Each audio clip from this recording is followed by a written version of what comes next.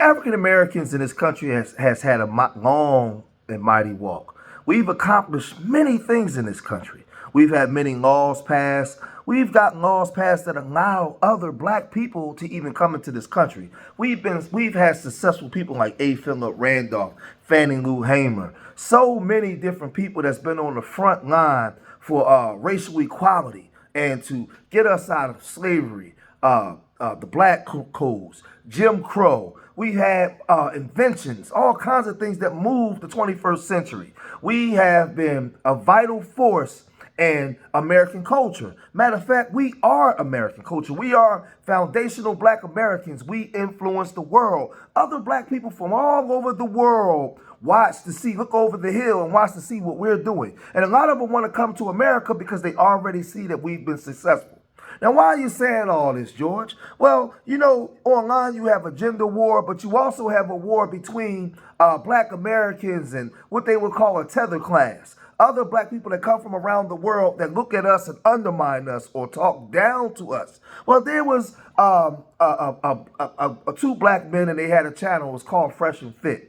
And they came onto the scene in black YouTube, and a lot of black FBA men supported them and helped them blow up. One of these FBA men was Kevin Samuels. Kevin Samuels went over there to their struggling channel at the time and graced his appearance, graced the channel with his presence. And they began to blow up. And when they blew up, what they started to do was do what a lot of tethers do. Now, all black people from Africa or the Caribbean ain't tethers. A lot of them are my brothers. My mother's Cuban. My father's African American. So I know that a lot of them are 10 toes down. A lot of them are of our brothers. But you have some of them that come over here and undermine us and talk down on us. And Myron Gaines is one of them. After the help of African Americans, he gets online now and he talks like this.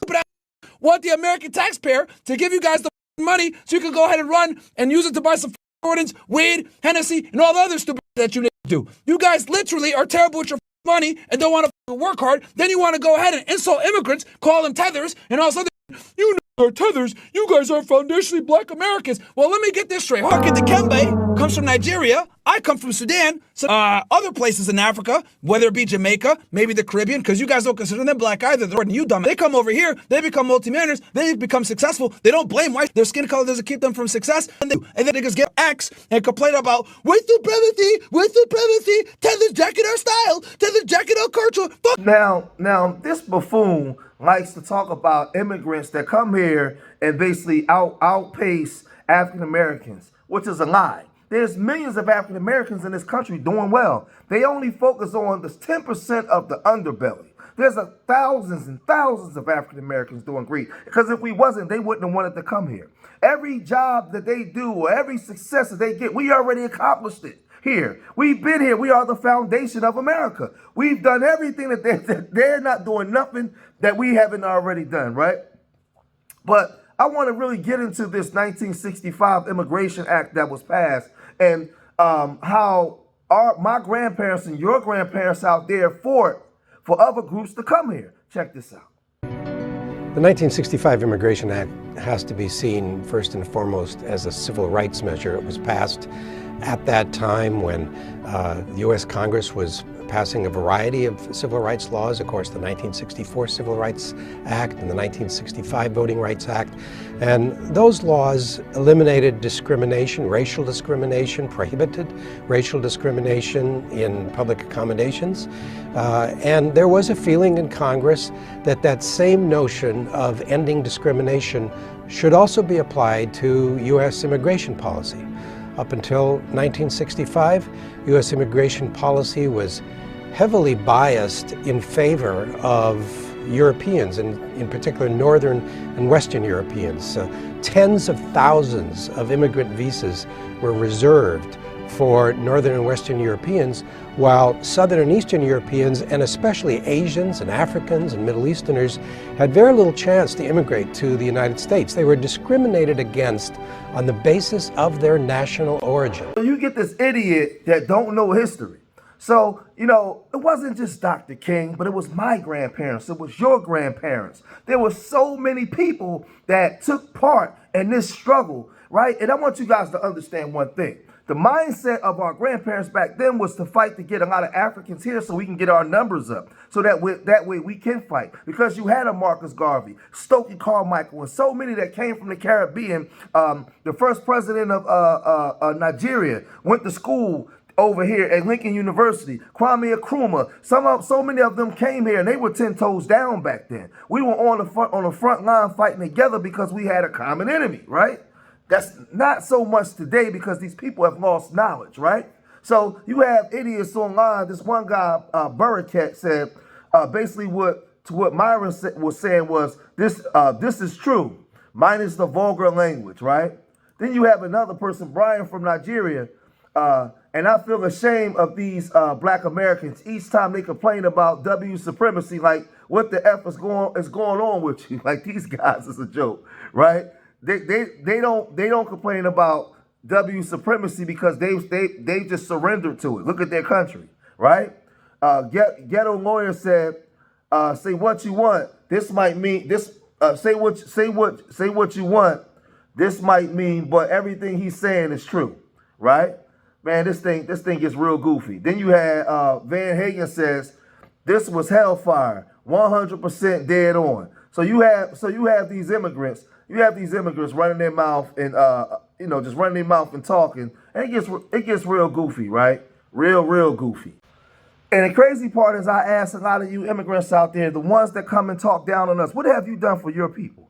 What have you done to contribute to what we've done here? You guys come here and just get carte blanche and get a free ride. What have you added to what we've done here? See, you come here and turn your nose up and talk trash, but you haven't added to anything, right? What have you done for your people? But Myron, he hasn't finished turning up on black women either, FBA women. He's still talking like this. It's a foregone conclusion almost why you guys are the least desired. Because if we looked at different points of data and use common sense and critical thinking skills, which a lot of you don't have because you have glue in your head all the time and it seeps into your brain and you can't think critically, anyone with common sense would realize, holy shit, least desired on dating apps, least desired for marriage, high rates of having children out of wedlock, these are undesirable. Then you add the fact that you literally weigh 187 pounds on average, weigh as much as a man, I wouldn't want y'all either. The crazy thing is, because Myron's a hypocrite. Myron, you claim you don't live around black people. You don't live around black women. You don't live around so-called N-words and all these different things, but you managed to get a FBA woman pregnant, right? The hypocrisy. You managed to deal with a lot of these FBA OnlyFans women. Like, these guys walk in character, right? But he gets upset with black men, for dealing with black women, because he says this: why do black men always feel the need to put the cape on for black women? STFU, Kendrick. Because Kendrick said, don't let no W comedian talk about a black woman. That's law, right? He's upset about that. You know why he's upset about that? Because he has no loyalty to his own people. He has no loyalty to anybody. He has no loyalty. He don't understand when he come here, the fight the FBA have, and despite the fight that we have amongst each other, the love and loyalty that we have amongst each other as well. They don't display that in their country. So what he has is he has a bunch of hatred, a bunch of bigotry, and he's upset, right? But the thing is, he's upset because Kendrick said, don't let no W comedian. But he took umbrage with that because he thinks that he's the W man. But when he goes over into these W supremacist spaces, this is how he gets treated. Check this out. Nothing, HT. Tell that to go find it himself. Well, yes, sir. Listen, let's just stick with the Americans for now. And then we got this naturalization over here. Like, bro, you're with the standard guy. Yo, you're British, right? Bro, you don't know your Hold on. Yeah. Hey, Myron, you're in a hostile And I'm not area, scared bro. to have a conversation with you guys because I'm not a. Okay, So well, you're gonna have to either kick me out or whatever. You're not gonna have a conversation with him. That's what I'm trying to say. Okay, well, this dude's a so whatever. British guy, like, dude, I know you're mad about 1776. Black men are like most likely to other black men. You black cunt. He's not British. He's not British. Kick this.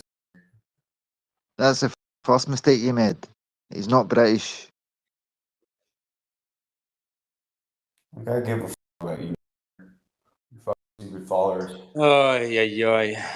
I told you he wasn't gonna have a conversation, bro. You just bought your time. I had one question. You guys couldn't keep your mouth shut. Forget one question.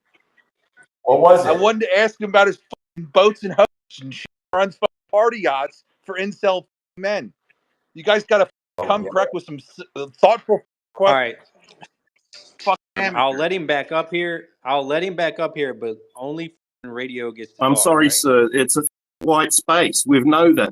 I know. They're the rules. No. And see, in his country, the same people he used to caping for, and what he tried to cape down here, he done went into these spaces multiple times on X, and they've told him, dude, what are you over here for? You belong over there with the N-words. You belong over there with them people. So he doesn't like us. He yearns to be over there with them, but they constantly telling him that he's not wanted. You go too dark, my brother. You're not wanted. And he still goes over into those spaces, right? But then, not too long ago, him and Tommy Sotomayor like to go over into those spaces and places, right?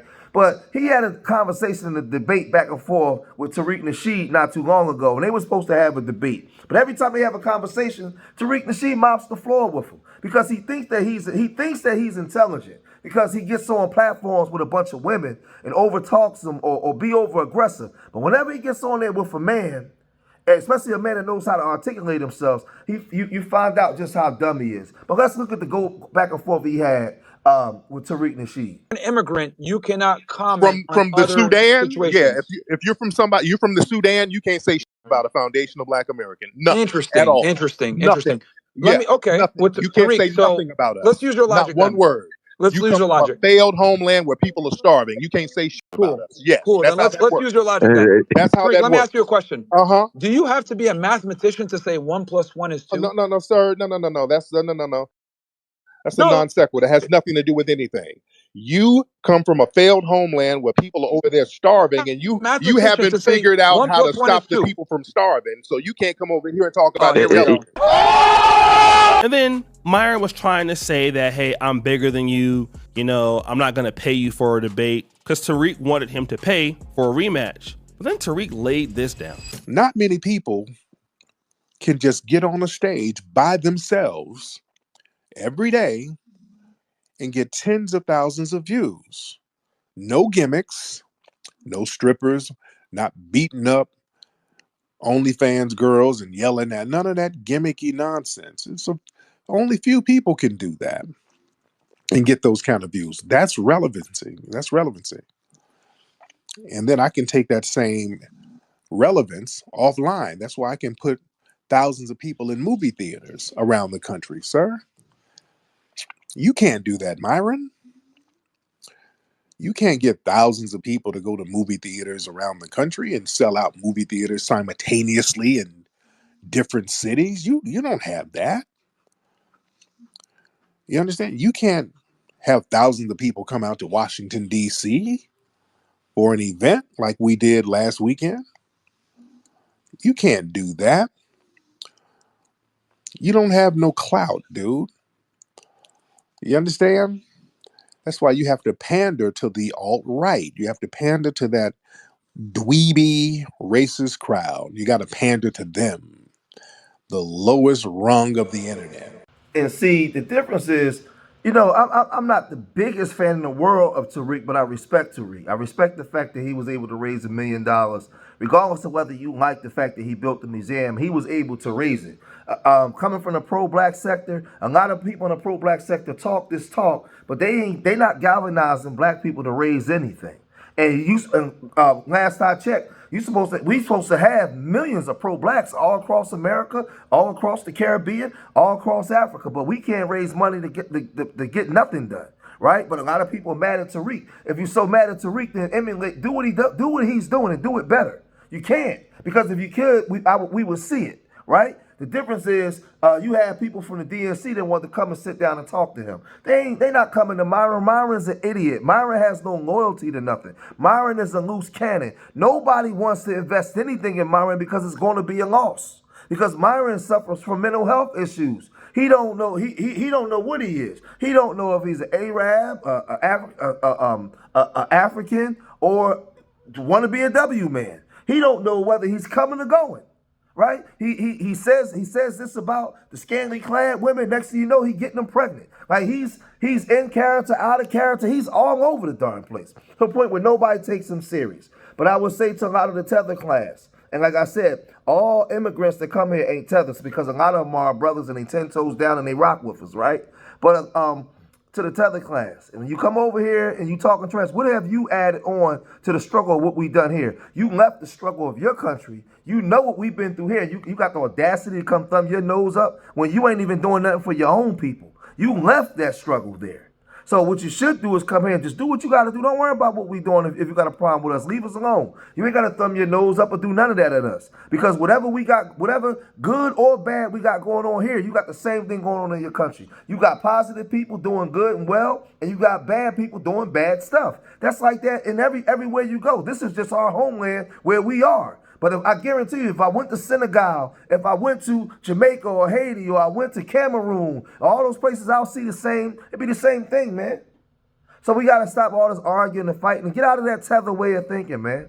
We got to get back to unifying as a people. And if you don't want to unify, just stay away from us because you're benefiting from what we've done here. You're not adding on to nothing. You come here and be successful because we were already successful. If it wasn't no black successful people here, you wouldn't even want to come here. You come here because you saw us. So cut it out, man. But I'm going to cut this video short here, man. If you made it this far in the video, hit that like button, subscribe to Street Media TV, leave it. Oh, and last part, a lot of you out there like to run to them W women and W men. If it wasn't for the fight we had here for racial equality, you wouldn't even be able to get one. So you should be thanking us for that too.